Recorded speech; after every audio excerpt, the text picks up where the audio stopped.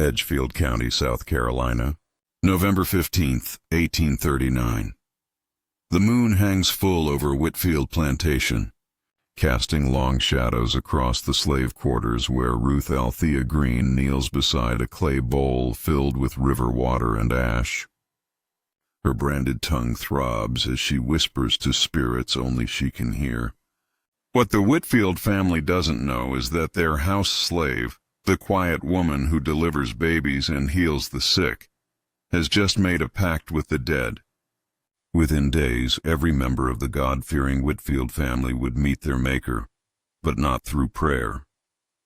Through vengeance served by ancestral spirits hungry for justice.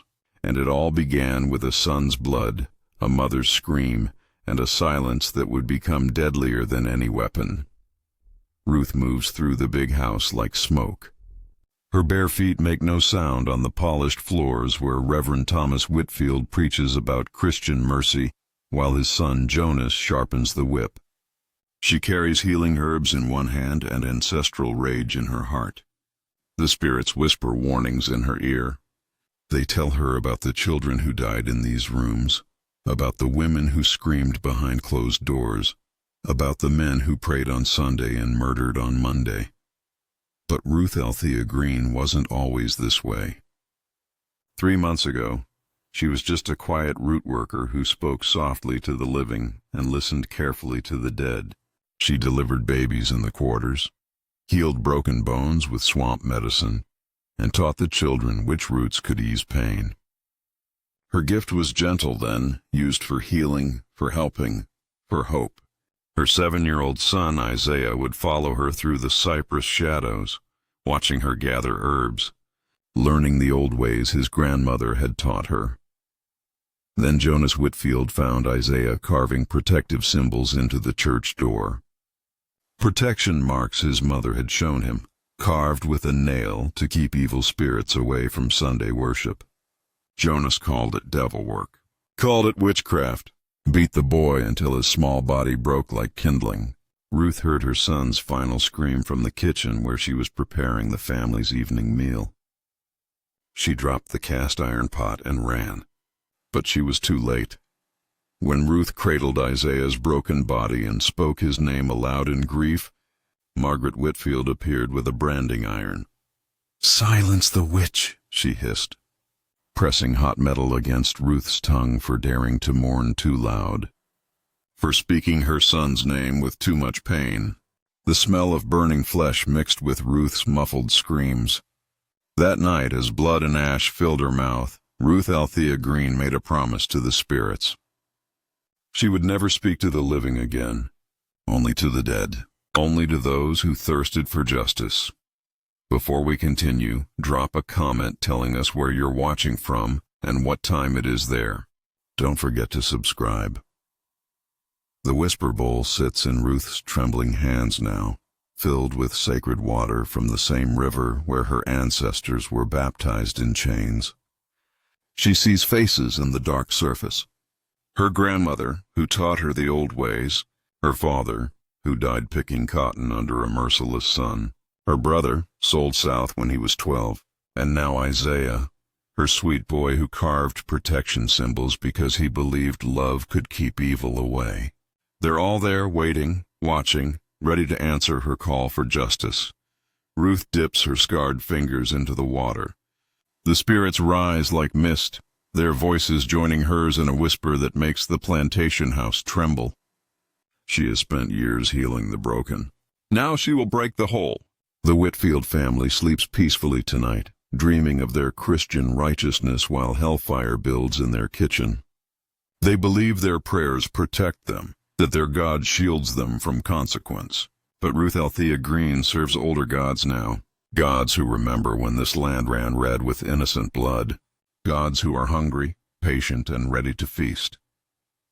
This is the true story of Ruth Althea Green, the slave who spoke only to spirits and haunted her owners to death. A woman whose silence with the living became a death sentence for the dead, and whose whispers to spirits would echo through the Whitfield house until justice was served, one soul at a time. While the Whitfield family knelt in their pristine chapel each Sunday, Ruth Althea Green communed with older gods in the cypress shadows, spirits that remembered when this land was free. Long before she became the woman who whispered only to the dead, Ruth was just Ruthie, a child born in the quarters with her grandmother's gift flowing through her veins like sacred river water. Her grandmother, Mama Celia, came from the coast where the old ways ran deep as ocean roots. She taught Ruth that every living thing had a spirit, every dead thing had a voice, and every wound carved into their people's flesh carried power that could heal or harm. In the hours before dawn, while the White family slept, Mama Celia would take young Ruth into the swamplands where Spanish moss hung like prayers, and the water reflected faces of the ancestors. "Child," Mama Celia would whisper, her hands working clay into the bowl that would one day carry Ruth's vengeance. "The spirits don't speak to everybody, but they speak to us. They've been waiting for us to listen." She taught Ruth which herbs eased birth pain, which roots stopped bleeding, which words called the spirits home. Most important, she taught Ruth that silence could be louder than screaming, that patience could cut deeper than any knife. The Whitfield family ruled their plantation like a Christian kingdom built on African bones. Reverend Thomas preached about turning the other cheek while his overseers turned their whips on bent backs. His wife Margaret read scripture about loving thy neighbor while she sold children away from their mothers.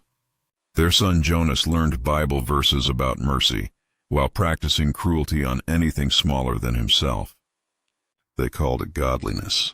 Ruth called it blasphemy. But here was the twisted truth that made Ruth's branded tongue burn with rage. The same family that condemned her spiritual practices in daylight came crawling to her quarters in darkness. When Margaret Whitfield's womb refused to quicken, she sent for Ruth's fertility herbs. When Thomas suffered from nightmares, he begged for Ruth's protection charms. When Jonas broke his arm falling from his horse, they brought him to Ruth's healing hands. They used her gifts, then cursed her for having them. Ruth learned early to walk between worlds. In the big house she was silent, invisible, just another pair of dark hands to serve white comfort. But in the quarters, she was something else entirely. The women whispered her name when labor pains came too strong. The men sought her herbs when their backs screamed from cotton fields. The children gathered around her like she was a living story, watching her hands work magic with roots and river water.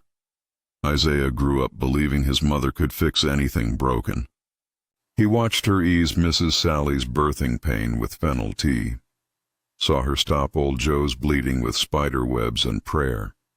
When the boy carved those protection symbols into the church door, he was trying to use his mother's power to shield everyone from the evil he felt growing in the Whitfield house. He was 7 years old and already understood that some prayers needed to be carved in wood, because speaking them aloud was too dangerous. The quarters buzzed with spiritual energy that the White family couldn't see or understand. Hidden beneath floorboards were grisgree bags filled with high john root and graveyard dirt. Carved into door frames were symbols older than Christianity, protection marks that had traveled from Africa in the hearts of stolen people. Every cooking pot held more than food. Every song carried more than melody. Every prayer whispered in the darkness carried the names of those who had died in chains, calling them home, asking them to watch, to wait, to remember. Ruth's gift made her different even among her own people. While others could sense spirits, she could speak with them. While others felt their presence, she could see their faces in still water, hear their voices in wind through the cypress trees. The dead came to her like children seeking their mother, bringing messages, sharing secrets, showing her visions of past and future pain. When Mama Celia died, her spirit was the first to speak clearly to Ruth through the whisper bowl. "The time coming, child," she said, her voice like water over stones, "when your silence gonna speak louder than their screams. When your tear's gonna burn hotter than their fire, you keep this bowl safe. Keep these old ways alive. The spirit's been waiting for somebody strong enough to carry their justice. Ruth carried the bowl and the gift and the terrible knowledge that came with both. She delivered babies who would grow up in chains. She healed bodies that would be broken again by whips and forced labor. She whispered comfort to the dying who would never see freedom. Every day brought fresh wounds to heal and fresh rage to swallow. Every night brought spirits with stories of injustice that made her branded tongue throb with unspoken words. The Whitfield plantation sat on land where Creek Indians once buried their dead, where Spanish explorers had fallen to disease, where generations of enslaved people had bled into the soil. The earth itself held memory, and Ruth could feel it vibrating beneath her feet like a drumbeat calling for justice. The swamplands where she gathered healing herbs were thick with ancestral presence. Every cypress tree held stories. Every stretch of dark water reflected faces of the dead. That night, as Ruth gazed into her grandmother's whisper bowl, she saw not just water and ash, but the faces of every ancestor who had died in chains. They were waiting. They were ready. The sexual demands came wrapped in marriage's legitimacy. The emotional manipulation arrived disguised as devotion. The complete control over their lives was presented as protection, provision, proof of love. When Elijah tried to spend time with his sister, Marcus grew jealous. When Celeste spoke of missing her mother, Matthew reminded her that wives belong to husbands now, not families. The breaking process was methodical. Separate living quarters isolated the twins from each other. Different work schedules eliminated their shared time. Carefully orchestrated arguments created artificial tensions between siblings who had never fought before. The Caldwell brothers understood that the twins' bond was their strength, so they systematically poisoned it. Sarah Turner watched her children disappear into the brothers' obsession like drowning victims pulled beneath still water. She tried interventions, secret meetings, whispered encouragements, reminders of their true identity. But every attempt to reach them resulted in stricter supervision, longer separations, deeper isolation. The final straw came when Sarah discovered the brothers' ultimate plan. Hidden in Matthew's study, she found correspondence with slave traders in New Orleans, negotiations for the twins' sale to separate plantations once the novelty wore off. The marriages were temporary entertainment. The love was performance. The promises were lies designed to break her children's spirits before discarding them like broken toys. Sarah Turner tried to warn them, tried to organize an escape, tried to gather evidence of the brothers' crimes. But the Caldwell twins had anticipated resistance from family. They'd prepared for rebellion from property. They'd planned for the day when their game would be threatened. That morning in October, when they dragged Sarah to the gallows, they did more than execute one woman. They demonstrated the price of resistance, the cost of family loyalty, the consequence of believing that love, real or false, could triumph over power. That night, as the twins stared at their reflections in the forge's water barrel, they saw nothing. The children who once dreamed had vanished, replaced by whatever the Caldwell brothers' obsession demanded them to be.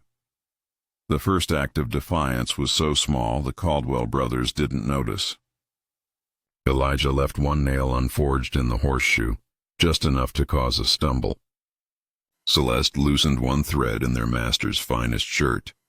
It was nothing. It was everything. 3 weeks after their mother's execution, the Turner twins began to remember who they were before the wedding rings, before the false vows, before their spirits were buried beneath the Caldwell brothers' twisted obsession. The awakening came slowly, like warmth returning to frozen limbs, painful but necessary. Elijah discovered it first during his morning work in the forge. As he heated iron for Marcus's new bridle, he noticed how the metal glowed, not with heat but with possibility. Every hammer strike could be a message. Every tool could carry weight beyond its intended purpose. Every piece of iron could remember its origins in chains and choose to become something else. That same morning, 2 miles away, Celeste sat in the sewing room, embroidering pillowcases for the guest quarters. Her needle moved with practiced precision, but her mind wandered to the sharpness of the point, the strength of the thread, the way fabric could hide things, pockets, weapons, secrets.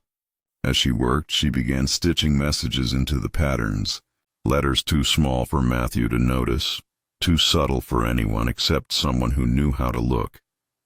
Their first coordinated rebellion was a whisper. During the brothers' weekly inspection of their work, Elijah presented a perfectly crafted iron gate latch, except the mechanism was designed to jam after exactly 100 uses.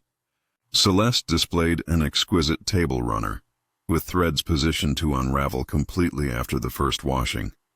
Small sabotages that would reveal themselves slowly, like poison taking time to work. Marcus praised Elijah's craftsmanship. Matthew complimented Celeste's artistry. Neither brother suspected that their beloved spouses were already planning their destruction. The twins began to communicate through their work. Elijah would hammer specific rhythms on the anvil that Celeste could hear from the sewing room, coded messages about the brothers' movements, their moods, their plans. Celeste would hang laundry in patterns that told Elijah when it was safe to move, when to stay hidden, when danger approached. But their first real attempt at resistance came when they tried to escape together. 3 months after Sarah's death, they planned to run during the new moon, when darkness would hide their flight toward the river and whatever freedom lay beyond. They met at midnight in the abandoned tobacco barn where their mother had taught her secret school, carrying nothing but each other's hands and the wedding rings they planned to melt down for travel money. They made it 6 miles before the dogs found them. The punishment was worse than whips or chains. Marcus and Matthew didn't beat their beloved spouses. They separated them. Elijah was moved to quarters on the far edge of the plantation. Celeste was relocated to a room in the mansion's basement. For 2 weeks they couldn't see each other, couldn't speak, couldn't confirm that the other still lived. When they were finally reunited, it was at another ceremony, another renewal of vows, another performance of love designed to remind them that they belonged to the Caldwell brothers completely. But this time something had changed. The separation hadn't broken their bond. It had forged it into something harder, sharper, more dangerous. Their second attempt at rebellion was more sophisticated. Instead of running, they decided to turn the brothers against each other. Elijah began praising Matthew's intelligence to Marcus, suggesting that the younger brother made better decisions, showed more wisdom, deserved more respect. Celeste started complimenting Marcus's appearance to Matthew, mentioning how handsome he looked, how much more refined he seemed than his twin. The psychological warfare worked almost too well. Within weeks, the brothers were arguing constantly. Marcus accused Matthew of trying to steal Elijah's affections. Matthew suspected Marcus of seducing Celeste away from him.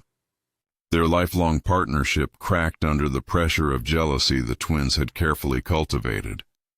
But the victory was short-lived. The Caldwell brothers realized they were being manipulated, and their punishment was swift and cruel. They forced the twins to watch as they burned Sarah Turner's remaining possessions, her books, her sewing basket, her letters, everything she'd used to educate and comfort her children. Then they locked Elijah and Celeste in the same room and made them confess their manipulation to each other, forced them to beg forgiveness for their betrayal, demanded they renew their marriage vows while kneeling on their mother's ashes. That night marked the twins' transformation from victims to strategists. They realized that direct confrontation would fail, that escape was impossible, that psychological warfare could backfire. But they also understood something crucial. The brothers' obsession was both their strength and their weakness. Marcus and Matthew needed their spouses to be special, refined, worthy of their twisted love. That need could be exploited. Their third attempt at resistance wasn't rebellion, it was preparation. Instead of fighting the system, they began to master it. Elijah threw himself into metalwork with new intensity, learning not just basic blacksmithing but advanced techniques. How to work steel into razor edges, how to create springs and mechanisms, how to forge tools that looked innocent but could kill. Celeste devoted herself to learning everything about the human body. She convinced Matthew that a proper wife should understand medicine, should be able to care for her husband's health. She studied anatomy from his father's old medical texts, learned about pressure points and blood flow, discovered where a needle could slip between ribs to reach the heart. They also began building alliances among the other slaves, not for escape, that had failed, not for rebellion, that had backfired, for something else, for witnessing. They started collecting stories, gathering evidence, preparing testimony for the day when someone would finally listen to the truth about the Caldwell plantation. Old Moses, who'd worked the fields for 40 years, told them about the slave children who'd disappeared over the decades. Clara, the kitchen cook, whispered about the visitors who came at night, the men who paid silver for access to the quarters, the screams that echoed from the basement. Young Samuel, barely 16, described the games the brothers played with slaves they considered attractive, the punishments disguised as privileges, the rewards that felt like violations. Each story was carefully recorded, not on paper, that was too dangerous, but in memory, in songs, in the patterns of Celeste's embroidery and the rhythms of Elijah's hammer blows. They were creating a record that couldn't be burned, evidence that couldn't be stolen, testimony that lived in flesh and bone and breath. As autumn turned to winter, as 1847 prepared to become 1848, the Turner twins reached their final understanding. They couldn't escape the Caldwell plantation. They couldn't reform their masters. They couldn't save the other slaves. But they could ensure that the truth survived, that justice eventually came, that the cost of the brothers' obsession was paid in full. Ruth entered through the kitchen door without touching the handle. It simply opened for her, recognizing its mistress after years of service. The spirits flowed in behind her like smoke, filling every corner of the house with the weight of accumulated sorrow. She moved through rooms where she had served meals and scrubbed floors, but now she walked as conqueror, not servant. The whisper bowl in her hands reflected not her face, but the faces of everyone who would die before dawn. Thomas emerged from his bedroom in nightclothes, carrying a lamp that flickered and died the moment he saw Ruth standing in his hallway. "What are you doing in my house?" he demanded, but his voice cracked like a boy's. Ruth didn't answer. She had taken a vow of silence with the living, and Thomas Whitfield was about to become very much among the dead. Instead, she let Isaiah's spirit speak through her branded tongue, his child's voice emerging from her throat with supernatural clarity. "You remember me, Reverend? You remember the sermon you preached about blessed are the children while my blood was still warm on your son's hands?" Thomas stumbled backward, his face white as cotton. Behind Ruth the spirits began to materialize, their forms growing solid as their anger gave them strength. "You said God would judge the wicked, Reverend. Well, God sent his judgment, and it looks like me." Margaret appeared at the top of the stairs, her hair wild, her nightgown torn where she had clawed at invisible hands that had been pulling at her in her sleep. "Thomas, make it stop!" she screamed, but her husband was backing away from Ruth, his mouth opening and closing like a landed fish. Margaret's eyes found Ruth's branded tongue, and something like recognition flickered in her gaze. "I silenced you," she whispered. "I stopped your devil mouth." Ruth smiled for the first time since Isaiah's death, and the expression was terrible to behold.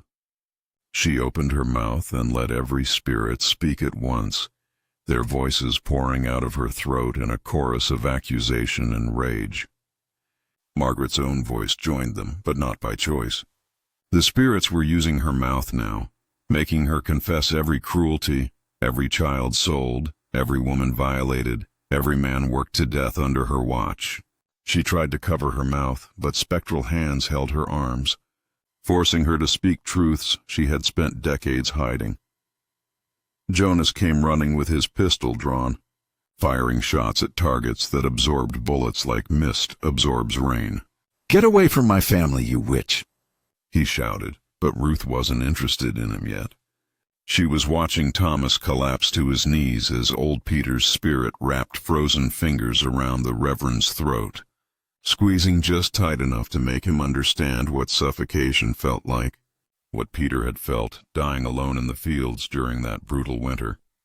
The house itself began to respond to the spiritual assault. Floorboards creaked under the weight of invisible feet. Windows rattled in their frames. The walls began to weep. Not water, but something darker. The accumulated pain of everyone who had suffered within these rooms. Portraits fell from their hooks, glass shattering, revealing that underneath each family painting were carved the names of the dead, scores of them, written in letters that looked suspiciously like dried blood. Ruth moved through the chaos like the eye of a hurricane, calm and purposeful and deadly. She approached Thomas, who was gasping on the floor, while Peter's spirit whispered frost-bitten prayers in his ear. Ruth knelt beside the man who had called her son's protective carvings devil work, and she let Sarah's spirit speak through her branded tongue. "Reverend, you remember refusing to let me attend Margaret's difficult labor? You said my heathen hands had no business touching Christian flesh. Watch what my heathen hands can do." She placed her palms on Thomas's chest, and every spirit he had wronged flowed through her touch into his body. He convulsed as their pain filled him, their memories becoming his memories, their deaths becoming his experience. He felt every lash he had ordered, every child's cry he had ignored, every prayer for mercy he had denied. His body aged decades in moments as the accumulated suffering of his victims coursed through his veins like poison. Margaret was screaming now, but not in her own voice. Different spirits were taking turns speaking through her mouth, telling their stories, naming their killers, demanding their justice. Her branded tongue, the twin to Ruth's, began to burn and blister as each spirit carved their name into her flesh with supernatural fire. She tried to run, but the house itself had become a prison. Doors slamming shut, stairs crumbling beneath her feet, walls closing in like the world was determined to make her pay for every space she had ever denied to others. Jonas fired his last bullet at Ruth's head, the shot passing through her skull without effect. She was more spirit than flesh now, sustained by ancestral power and righteous fury. She turned to face the young man who had beaten her son to death, and she let Isaiah speak one final time. "Jonas, you remember what you said when you killed me. You said I was just another nigger boy who needed to learn his place. Want to know what your place is?" The spirits converged on Jonas like hungry wolves. They lifted him from the floor without touching him, carrying him toward the window that faced the swamplands. His screams echoed through the house as they showed him every child he had terrorized, every woman he had violated, every man he had broken for sport. They held him suspended in the air, letting him feel the helplessness his victims had known, the terror of being completely at the mercy of someone who had none. Ruth watched the Whitfield family's destruction with eyes that had seen too much pain to feel anything like mercy. These people had built their wealth on broken bodies and called it blessed. They had preached about Christian love while practicing demonic cruelty. They had silenced the voices of the innocent, and now the innocent had found a way to speak louder than any scream, as Thomas Whitfield's heart finally stopped under the weight of accumulated guilt, and Margaret's voice was permanently silenced by the spirits carving justice into her throat, and Jonas's body was carried screaming into the swamplands to feed the cypress roots he had watered with innocent blood. Ruth Althea Green stood in the ruins of the house that had been her prison. The whisper bowl in her hands now reflected only still water, the spirits finally at peace, their justice served hot and complete. The plantation house stood empty now, filled only with echoes and the lingering scent of sulfur. Ruth walked through rooms where she had served and suffered, touching walls that had witnessed generations of cruelty, feeling the house itself exhale as if it too were finally free. She had become something beyond human, a bridge between worlds, a voice for the voiceless, death's own messenger delivering justice to those who thought their sins would never find them. The storm that had gathered broke just as the sun touched the horizon, washing the blood from the floors, but never from the memory of the land itself. Ruth Althea Green had spoken her final words to the living, and they had been words of judgment, justice, and long overdue reckoning. The morning light found Whitfield Plantation silent for the first time in generations.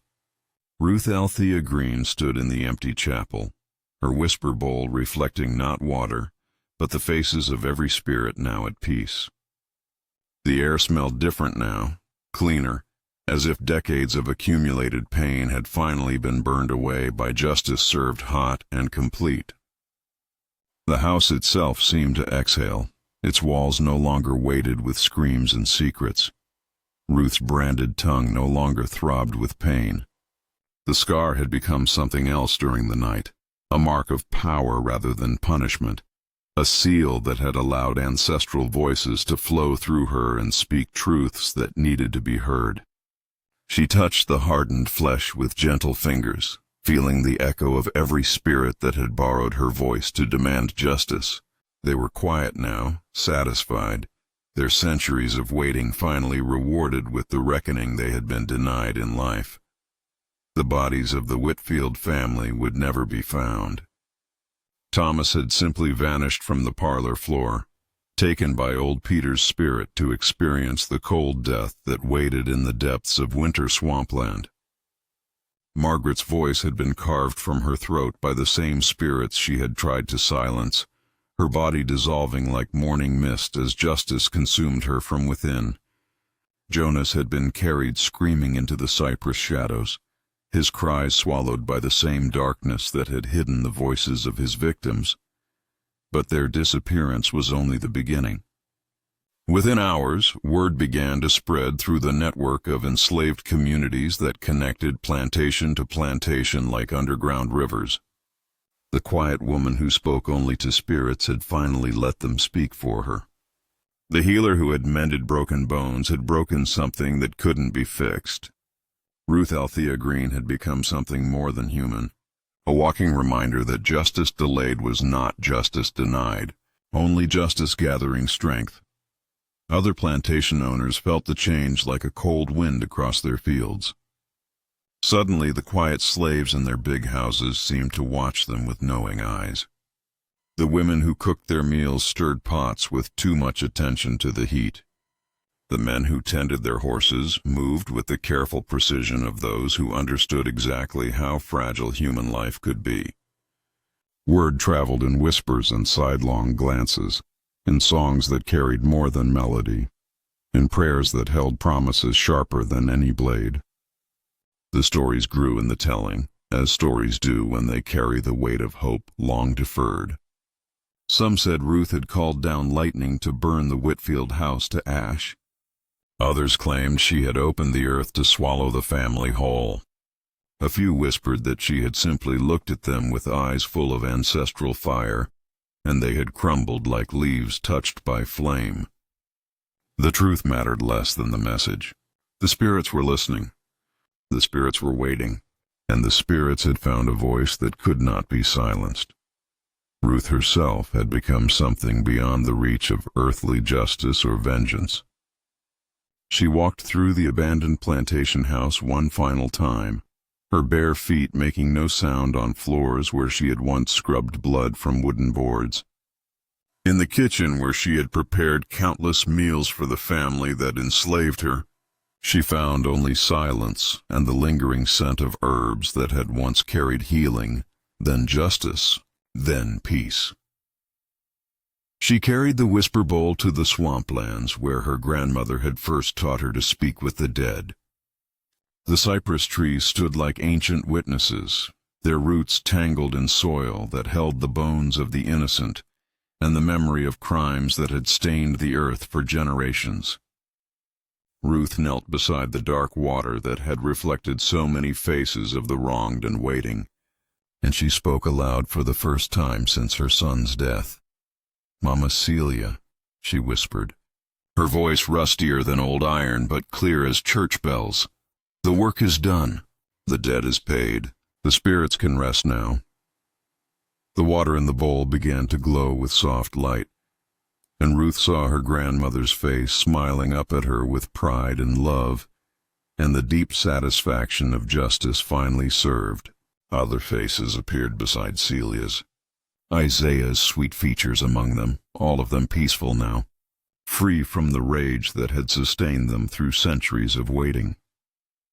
Ruth poured the bowl's contents into the swamp water, watching the sacred mixture sink into darkness that would carry it to places where other spirits waited, other injustices called for reckoning, other voices needed to be heard.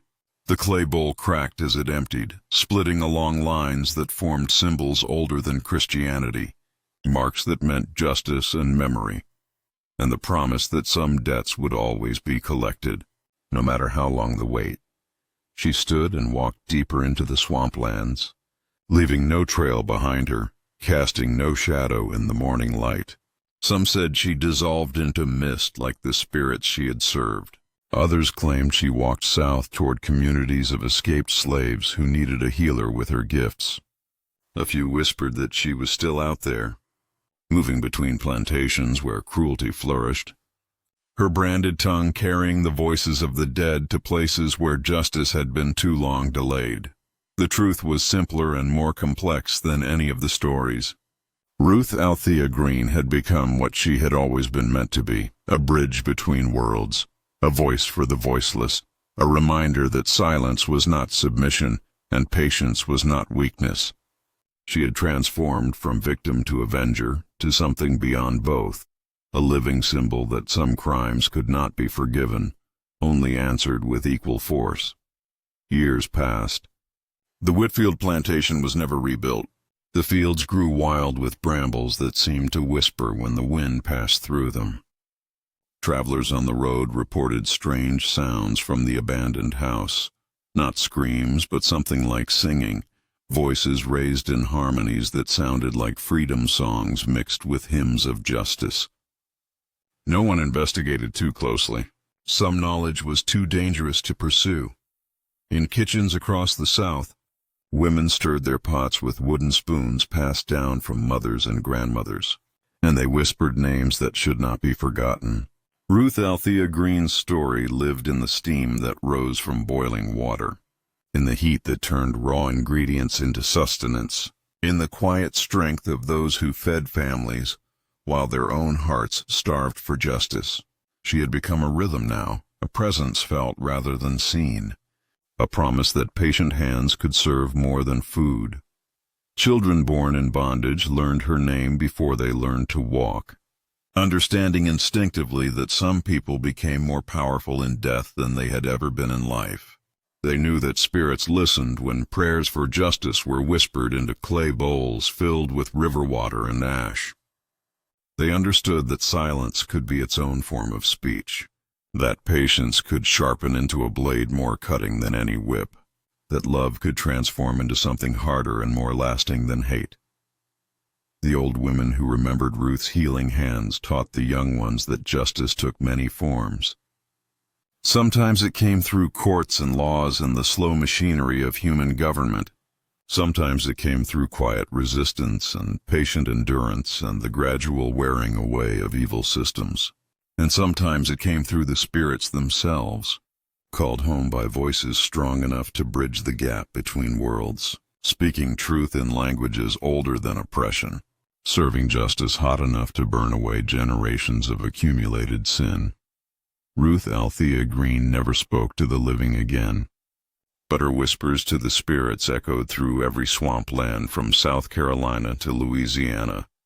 They say on quiet nights you can still hear her voice calling to ancestors, not for vengeance anymore, but for protection of those who remember the old ways, guidance for those who still struggle against injustice, and peace for those who have earned it through suffering transformed into strength.